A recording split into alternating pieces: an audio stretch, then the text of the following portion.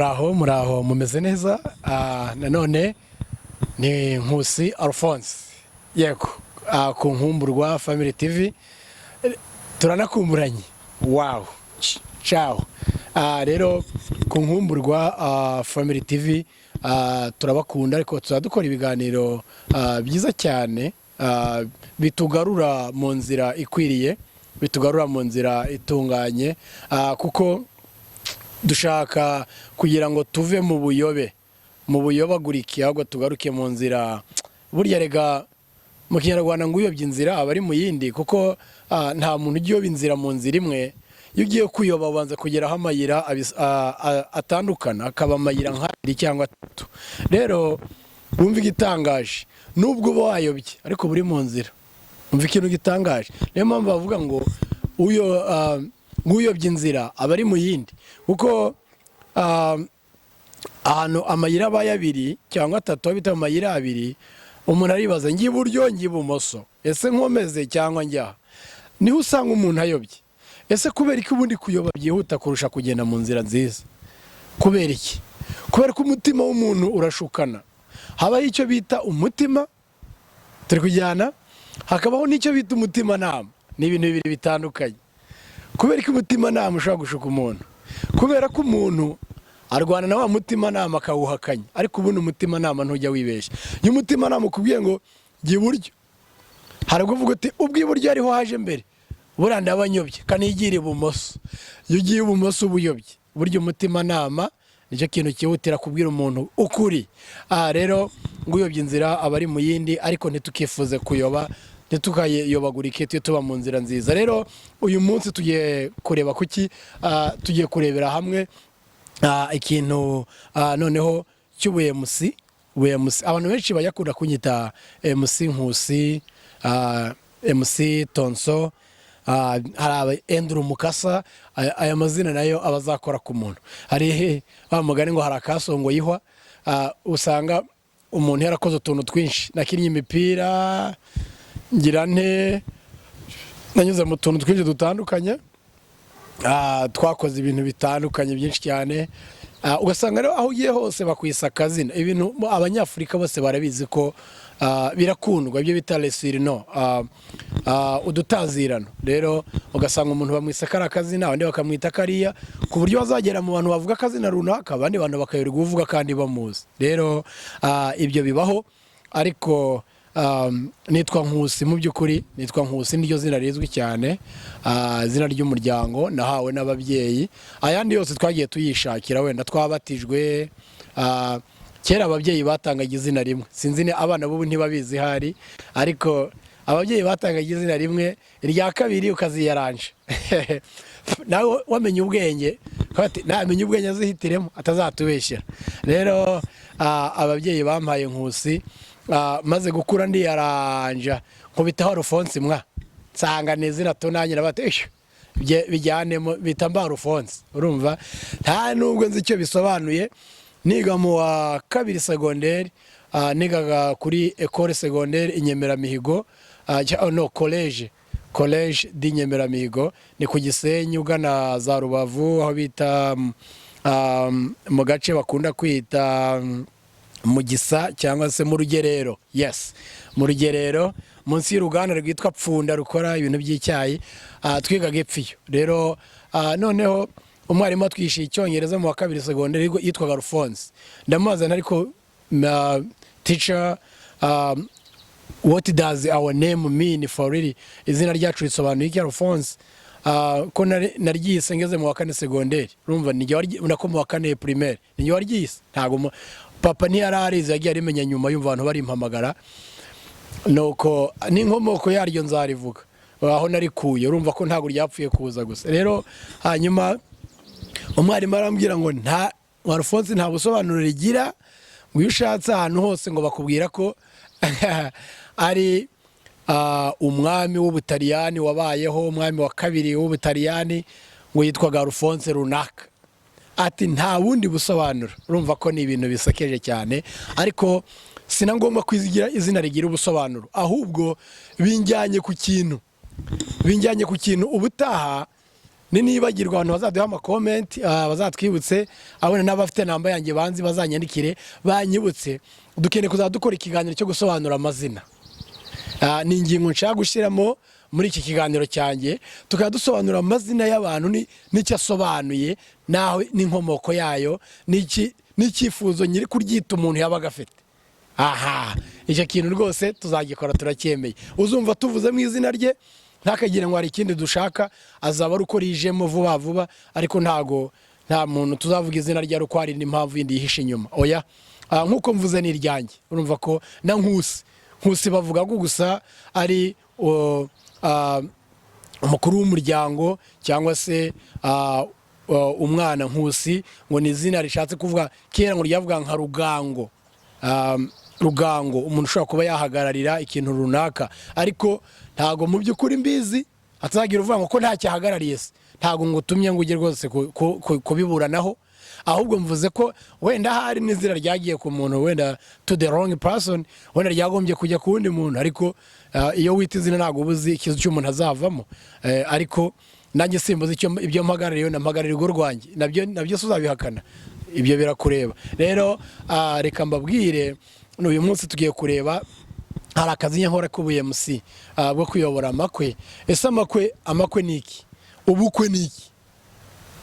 Hari indirimbo y'abadive ivuga ngo ubukwe no muhango wera watangiriye mu Edeni, ushushanya igihe Kristo azabaje kujyana umugeni we, tuzaramukanya no Mwami wacu Yesu Kristo, dutambagira ku nyanja y'ibirahure, tuzaririmba n'abamarayika, tubifurije kuzabayo. Urumva ubukwe ni umuhango wera iyo bubaye mu buryo bwera, kuko n'uwo butangije ni uwera. Haleluya. Rero iyo umuntu ayoboye ubukwe aba ayoboye umuhango wera. Wenda hari ko abantu bavangamo ibindi wenda bitera, tunabivuge nabyo, ariko ubukwe nyir'ubwite ni umuhango wera. Ariko noneho ibyishimo biba biri mu bukwe, kuko aba ari ibintu byahuje abantu benshi cyane, ahari ibyo bituma abantu bishima, bakaba bakubitamo n'akandi kantu, wenda ntawe wamenye niba kera cyangwa se ba nyir'ubukwe bamaze guhitamo ko bakejeje bagasengeye. Ariko ubukwe ubwabwo ni umuhango wera, bwatangiriye muri Edeni, ubwo Imana yaremaga Adamu na Eva, yarangiza ikagira itya,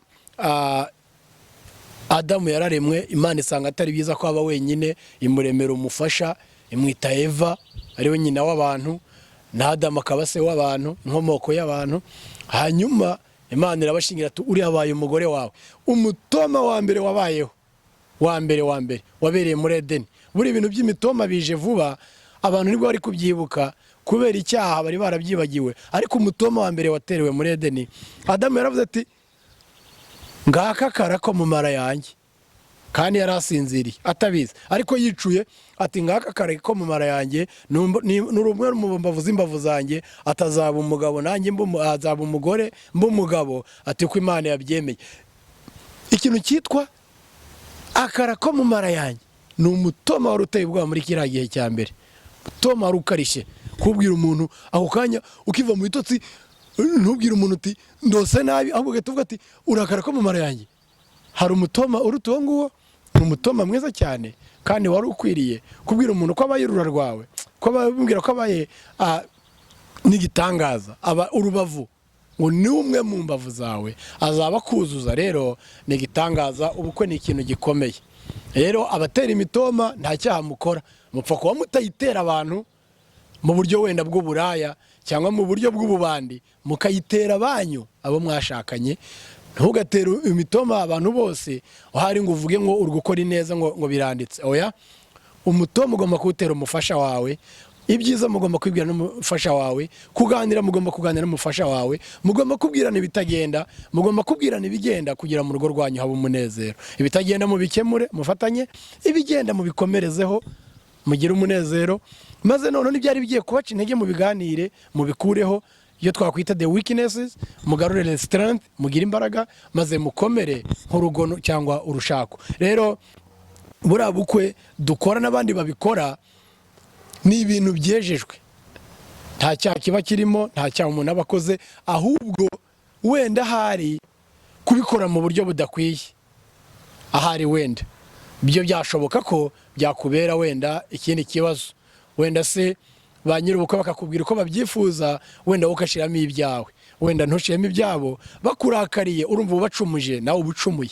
Rero ariko gukora ibyiza nk'uko byagakwiye, ukabikora neza nk'uko mwabyumvikanye, ubukwe bugasoza amahoro, abantu bishimye, maze bakazahorana umunezero ku mutima wabo ko wabakoreye memoire nziza izahora ibanejeje mu buzima bwabo. Burya nta cyaha uba ukoze kuba uremye ikintu cy'umunezero mu bantu kandi kizahoraho igihe kirekire. Rero iyo dukora amakwe bigenda gute? Hari icyo bita gusaba no gukwa. Ku banyafurika urabizi muri ibihugu by'inaha ntabibaho, ntago bakwa, wenda barasaba, gusaba hari baba basaba, ariko gukwa inaha muri ibihugu biteye imbere ntago bakwa. Ahubwo ababyeyi nibo bagira ikintu bafata bagahereza abana babo, bati bana bacu twabateganyirije iki ngiki. Wenda muri Afurika nibyo twitaga umugabane, wenda umubyeyi ahaga umwana, ariko inaha kubera abana bakorera amafaranga bakiri bato, ababyeyi b'abanyafurika bo nta kintu bagoboka ku bana cyane. Ahubwo bashaka kubwira ati ubwo ufite ubukwe rero wa mwana we, noneho ukaba ufite ubukwe mu kwa karindwi, mu kwa kane, no guhera mu kwa mbere ntuzagira ikintu wongera kumfasha, jya ubika ku ruhande aba yawe azagutabare. Ariko nabwo abagize ate? Abagize neza. Nabwo umubyeyi ni umubyeyi rega. Rero icyo cyose inaha ntago bakwa, ariko gukwa n'umukobwa nabyo si bibi.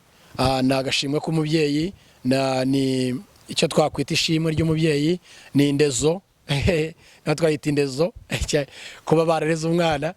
Arabajya babaza ngo mbese umuhungu we aba yarorowe, ariko nta wamenya ahari umuhungu umubyeyi wabikora neza. Na by'ukuri rero akaba ari n'ikintu cyashyizweho n'Imana, ndetse ikintu gitangaje kurusha ibindi, umugeni muri Bibiliya bavuga ko Yesu naza agarutse azaza ari umukwe aje kwakira umugeni we. Wow, murumva uburyo umugeni ari umuntu ukomeye. Yesu azaza ari umukwe. Bagabo rero muhagarare gitwari, kuko muri abakwe nka Yesu, muhagarare mukomeje, muhagarare gipfura, kuko muri abakwe bakomeye. Muhagarare nk'uko Yesu yakomeye, nk'uko Yesu azagaruka aje kureba umugeni. Namwe muhagarare mubwire muti dukunda abageni bacu, twifuza ko bagira byiza, tubibashimire. Namwe muhagarare neza imbere y'abageni banyu, kuko muri abakwe bakwiye gukundwa nk'uko Yesu akundwa. Yesu rero ngo azagaruka aje kureba umugeni, ngo uzaba yarihanganye wese, yarakoze ibikwiriye wese, yarakoze ibitunganye wese, Yesu azaza amubwira ati none nagukoye amaraso yanjye y'igiciro kinini. Amen. Rwose yewe muntu witwa umugeni, yewe muntu wabaye umugeni, yewe muntu ugiye kuzaba umugeni, menya ko ukobwa igiciro kinini, ukobwa igiciro gikwiriye, kugira ngo kuko uri uw'agaciro. Ntakagira umuntu ugutesha agaciro mu rugo rwawe, ntakagira umuntu ugufata nkaho uri umuntu woroheje cyane, uri umuntu ukomeye, kuko waguzwe igiciro kinini. Rero twese twiyeze mu mitima, ntiturebe iby'ubukwe bwa hano mu isi, ntiturebe iby'ubukwe bwo hirya no hino bubera aha ngaha, ahubwo tunibaze ngo ninde uzataha ubukwe bwa Yesu. Indirimbo y'Abadive ngo mugeni wa Yesu iteguye kuza kukujyana. Ntago nyizi neza, ariko iravuga ngo mugeni wa Yesu iteguye kuza kukujyana. Nuko nakaza, ariko umuntu ukaza akanyandikira muri comment nzakarimba neza ubutaha, kuko Yesu ni umukwe yamaze kwitegura, ahubwo ategereje abageni ngo bitunganye. Kandi na hano mu by'isi abageni bajya batinda cyane, bajya batinda iyo bagiye kugira ngo bazagaragare mu bukwe. Ni ikibazo, kuko baragenda bagatinda iyo muri za make-up. Ariko umukwe yafashe umwanzuro, ngo ubukwe burabaye, sinkomeza gutegereza n'umugeni make-up zitarangiye baramuzana uko yakabaye, uko akaza. Na Yesu rero nafata umwanzuro, akagaruka n'umugeni uzaba atiteguye, uwo ngo ntago azaba ari uwe, azafata biteguye. Haleluya. Rero kamabwire twitegure uko bera mu isi bushushanyo buzabera mu ijuru. Ngicyo gishushanyo mbonera cy'ubukwe, nagira ngo mbivuge neza nk'umuyemusi, abantu babimenye, ariko mbihuza n'iyobokamana, kuko amakwe tuyobora menshi aba ari amakwe ashingiye ku matorero anyura mu madini, bakabasezeranya ngo mwitegure, ngo ndetse muzatandukanwe n'urupfu, uko ari ikindi gikomeye, mwese muzahuriye mu ijuru, muzahuze, muze gusenga, muzahuriye mu ijuru. Niyo mpamvu yagiye mu gihe cyo gutanga impano, ababyeyi benshi bazana za Bibiliya n'indirimbo bakaziha abageni, kugira ngo mu rugo rwabo ruzarangwemo umunezero wo kuririmba no gusoma ijambo ry'Imana. Umunezero wabo uzashingire ku ijambo ry'Imana. Imana idufashe amakwe yaba, ariko bajye bazirikana ko ubukwe bwo mu isi bushushanyo buzabera mu ijuru. Kandi natwe abayemusi tuye dukora ibintu binezeza abantu bari mu bukwe, kuko aba ari ikintu bazahora bareba iteka, kigahora kibagarura umunezero. Rero ntukishe ikintu cy'ubukwe bwa mugenzi wawe, ubuhemutse cyane. Rero mu gikuri wenda naho twagiye tubangama mu makwe y'abandi runaka, tugakora ibidakwiye, kuko turi abantu twambaye umubiri, batubabarire n'ukuri, n'Imana tubabarire, ntago twabaga tubigambiriye. Ariko kenshi ntago dukunda kubyica rwose, ariko ntago wabura gukoramo icyaha. Ntago bose bagushima, hari abatabinuba ngo uyu muntu yakereje amasaha, uyu muntu yatwiciye rwose, yatumye tutarya, yatumye bari abandi batashye. Ibyo byose twararenganye, ariko mutubabarire, ntago twabima ibiryo tutatetse. Ese ibiryo ntaguze nabikwima ngo bimarire iki? Ese nabirya nkabimara njyenyine? Oya, mutwihanganire. Natwe ni ibihe by'isi rwose bituma abantu birukanka, bigatuma abantu batibonera kwiriyo damaje, kandi nawe yamwubakira umubiri agatungana. Rero twese twitegure, Yesu ari kwitunganya, azaza ari umukwe, turi abageni, azasange tumeze neza, twiteguye, tuzajyane mu ijuru. Abayemusi mukora akazi gakomeye, kandi namwe bageni mukomereza mwubaka ingo nziza zizahoremo umunezero. Cyo tubifurije ntibizahashire, bizahora ari byiza. Ubu nzajye mureba niba agiye kuba akantu k'akabazo, mujye mwongera murebe ubukwe bwanyu, muvuge ngo biriya byishimo byo mu bukwe byagaruka bitanu mu rugo rwacu. Mwongere mucinye akadiho, mwongere muririmbe, mwongere mwishime, mukubita akadensi, murimbe ya ndirimbo imuhira hahirwa, imuhira hahirwa hari urukundo, haba ibyishimo byinshi bisa iyo hari urukundo. Oh Yesu akunda kuhaba hari urukundo, nimanika mwenyura iyo hari urukundo. Mukomerezaho, urukundo ntiruneshwa, rwatanze inyana gukura, kandi hari urukundo nibyo mwatekereza ko bidahari birizana. Murakoze cyane. Ciao ciao.